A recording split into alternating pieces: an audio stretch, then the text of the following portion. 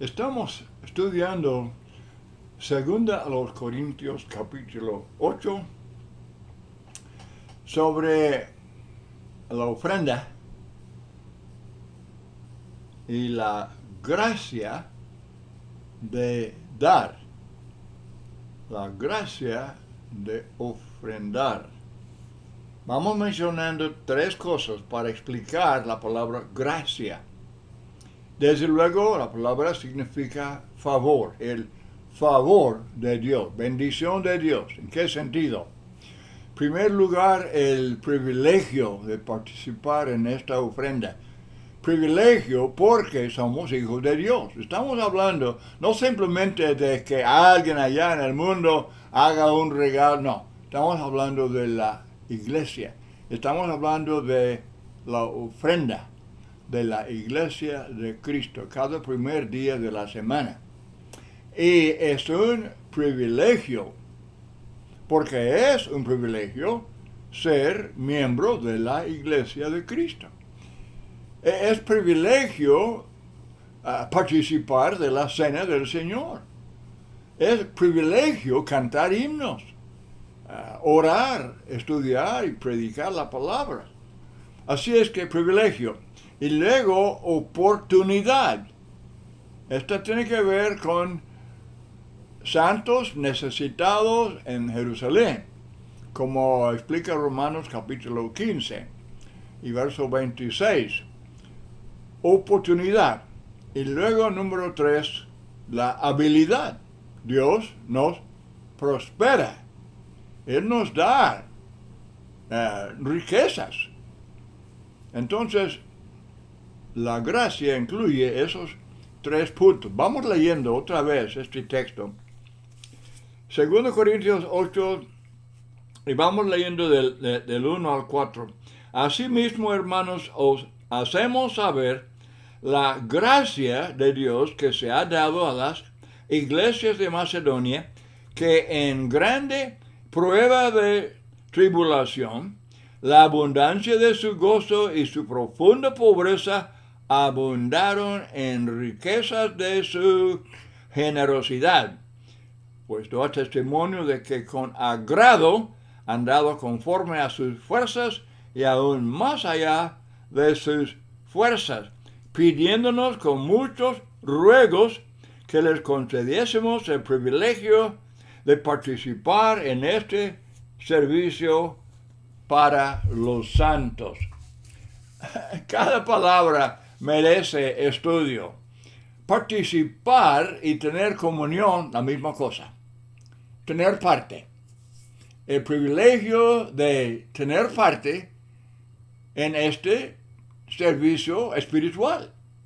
El ofrendar es un servicio espiritual. Adoramos en espíritu y en verdad. Y el ofrendar es una parte muy esencial de ese servicio. Entonces, pidiéndonos con muchos ruegos que les concediésemos el privilegio, ellos querían tener parte en eso. A pesar de profunda pobreza, a pesar de tribulaciones, ellos querían tener parte, querían tener comunión, querían participar, no querían ser excluidos de eso. ¿Estamos obligados a ofrendar? No hablen con esos macedonios de obligación. Muy al contrario, lo vieron como privilegio, como gracia, como bendición, y no como obligados y mandados y luego que haya regañadas y que hablen del diezmo y todo aquello. No. Eso está completamente afuera, está en conflicto de este hermoso texto. ¿Están obligados a cantar? ¿Estamos obligados a orar? ¿Estamos obligados a participar de la cena, oír la palabra de Dios. Hermanos, es un privilegio, es un gusto.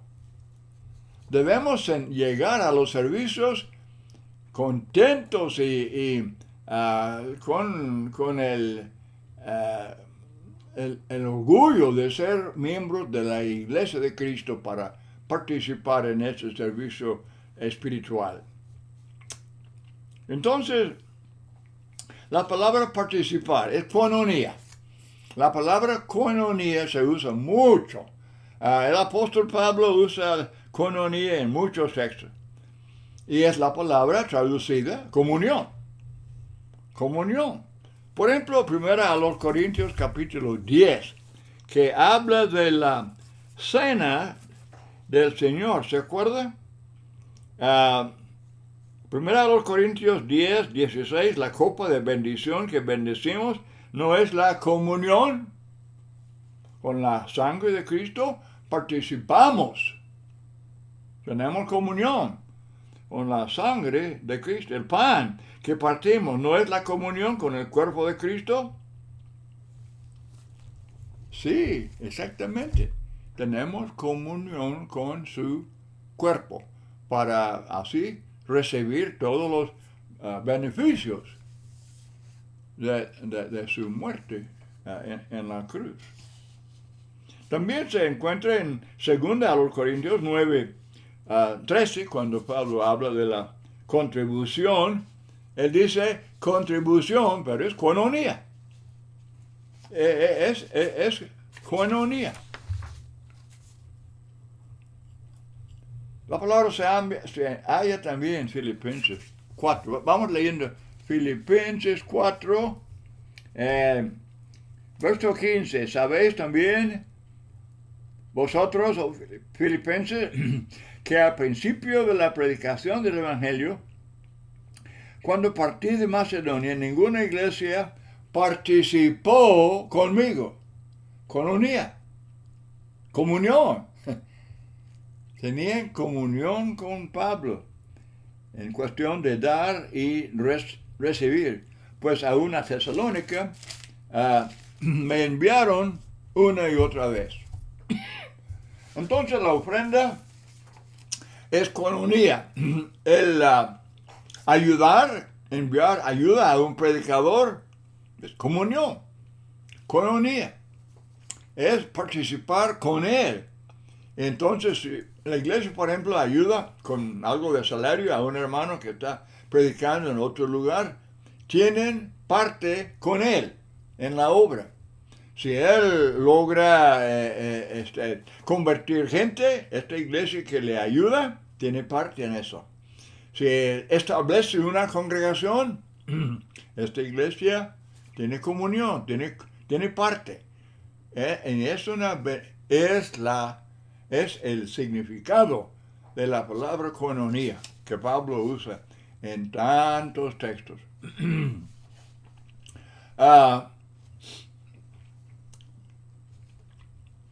Así mismo, verso 5, así mismos se dieron primeramente al Señor. Hermano, esta es la explicación. Esta es la explicación. Si uno se entrega a sí mismo, al Señor, es completamente razonable que vaya con Él, ¿verdad?, una ofrenda como la de los macedonios. Eso tiene sentido. Cristo, dice 2 Corintios 8:9, él dio todo. Se hizo pobre. Se hizo pobre para que por su pobreza nosotros fuésemos enriquecidos. Ahora los apóstoles dejaron todo, dijeron a Jesús, decían, pues hemos dejado todo. Y era cierto, dejaron padres y negocios y las redes y todo aquello, dejaron para seguir a Cristo. Los cristianos, por ejemplo, cuando leemos del principio de la iglesia en Hechos capítulo 2, se acuerda que también dice en Hechos 2:44 que estaban juntos, tenían en común todas las cosas, vendían sus propiedades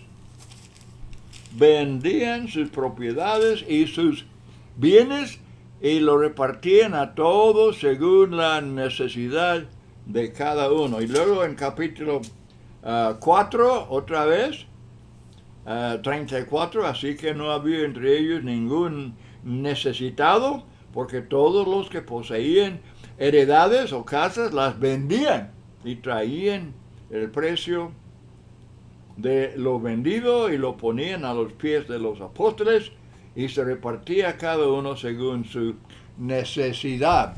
Entonces, estos ejemplos, la viuda pobre, ¿se acuerda? La viuda que Jesús la vio y dice que ella dio más que nadie. Los hombres que estaban dando ofrendas generosas, pero eran lo que les sobraba. Y Jesús dice, ella no, ella dio su vida. Ella dio su vida. Muy, muy interesante eso. Bueno, Jesucristo requiere, es lo que Él requiere. Él dice al joven rico, ¿se acuerda? El joven rico, él preguntó qué debe hacer para heredar la vida eterna. Dice Cristo, pues vender, vender lo que tiene y regalarlo a los pobres. Hermanos, esto hay que estudiarlo mucho. Primera Timoteo capítulo 6 nos hace ver claramente que no es pecado ser rico. Había y ahora hay hermanos ricos. Primera Timoteo, dice Pablo en capítulo 6, verso 8, que teniendo sustento y abrigo, estemos contentos con esto, porque los que quieren enriquecerse caen en tentación y lazo y en muchas codicias necias y dañosas que hunden a los hombres en destrucción y perdición. Y luego, él dice en el verso 17, a los ricos de este siglo, manda que no sean altivos. Esto incluye a los hermanos.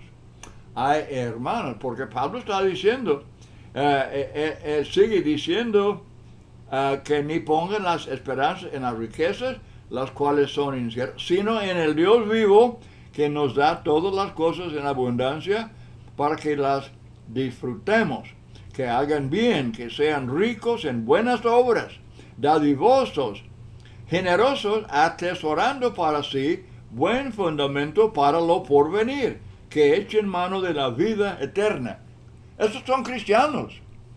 Pablo no está hablando a los mundanos.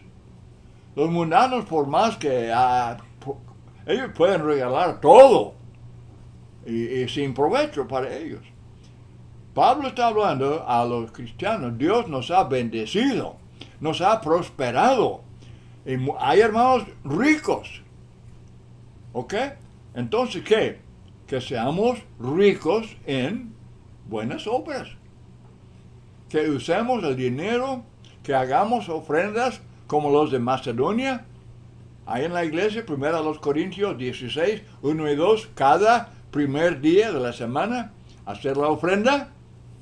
Y que seamos generosos en cuanto a la ofrenda en la iglesia, y también, así como individuos, así a diario. Hay personas necesitadas y ayudamos, damos preferencia a los hermanos en Cristo, pero también ayudamos al que sea un necesitado. Entonces, primera a Timoteo capítulo 6. Por favor, debe grabarlo, apuntarlo, y en su Biblia subrayar estos versículos. Dios nos prospera. Pablo dice esto en 1 Corintios 16. Según Dios nos haya prosperado y nos hace ricos. Él nos da la habilidad de ser bien acomodados. Pero, cómo usar esa riqueza. ¿Cómo usarla? Aquí está. Primera a Timoteo 6, 17, 18, 19. Atesorando es como Jesús dice en Mateo 6, ¿verdad? De depositar su dinero en el banco de Dios, donde no hay peligro de robo ni de nada. Pero muy importante ese texto en Timoteo. Ojalá que lo recuerden. Muy bien, entonces, Dios, desde luego, Él da todo. Lo que ofrendamos, por más que sea, los macedonios, todo lo que ellos ofrendaban, pues era de Dios. Era de Dios. Es lo que Dios les había dado a ellos. Salmo 50, del 10 al 12, dice, Dios no es pobre. Él no es pobre. Primera Crónicas 29, 14, ¿quién soy yo y quién es mi pueblo para que pudiésemos ofrendar voluntariamente cosas semejantes? Pues todo es tuyo. Y de lo recibido de tu mano te damos. Y hermanos, eviten la expresión, Señor, de lo mucho que nos das, aquí es un privilegio darle un poco. Por favor, no usemos la palabra poco con respecto a la ofrenda. De lo mucho que nos has dado, pues es un privilegio darle un poco. No. Eso suena bien feo. Todo es tuyo. Y de lo recibido de tu mano te damos. Si alguien dice, pero yo gané muy poquito esta semana, Dios lo sabe. Él lo sabe. Hechos 11, 29, conforme a lo que tenía.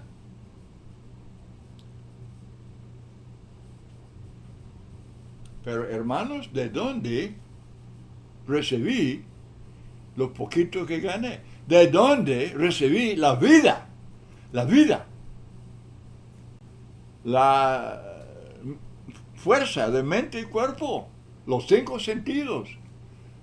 La salud. El empleo, el negocio. ¿De dónde vienen?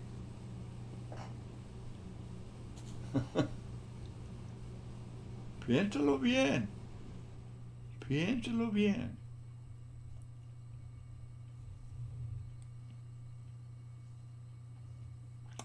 Verso 8, para poner a prueba la sinceridad del amor vuestro. La palabra sinceridad. Para probar la sinceridad del amor vuestro. Mostrad la prueba de vuestro amor. Nuestra ofrenda demuestra nuestro amor. Amarás al Señor tu Dios con todo el corazón, todo el alma, toda la mente, todas las fuerzas. ¿Qué dice la ofrenda de eso? Verso 9, la gracia de nuestro Señor Jesucristo que se hizo pobre. Se hizo pobre. Él dijo a los discípulos que él no tenía ni dónde dormir. No era dueño de nada. Que aunque todo era de él, aunque es creador de todo, pero no era dueño de nada. Viviendo aquí en la tierra, viviendo como hombre, él dejó ese ejemplo para nosotros. Muy importante aprender, hermanos, esta lección de la gracia de ofrendar. Dios quiere bendecirnos y lo hace de muchas maneras, pero una manera principal es la gracia de ofrendar. Malaquías 3 habla de robar a Dios. Pero hermanos, nos robamos a nosotros mismos. Y somos mezquinos y estamos hablando de darle un poco de lo mucho que nos da. Nos estamos robando a nosotros mismos. Él dice, probadme. Verán que yo voy a abrir las ventanas del cielo para derramar bendiciones sobre ustedes. Y así es. Ahora, no me entienda mal. Uno no debe estar pensando que, voy a dar más para que Dios me dé más. Mucho cuidado con esto. No podemos estar calculando así con Dios. Pero es muy cierto, hermano, es muy cierto. Yo quiero mencionar algo muy interesante.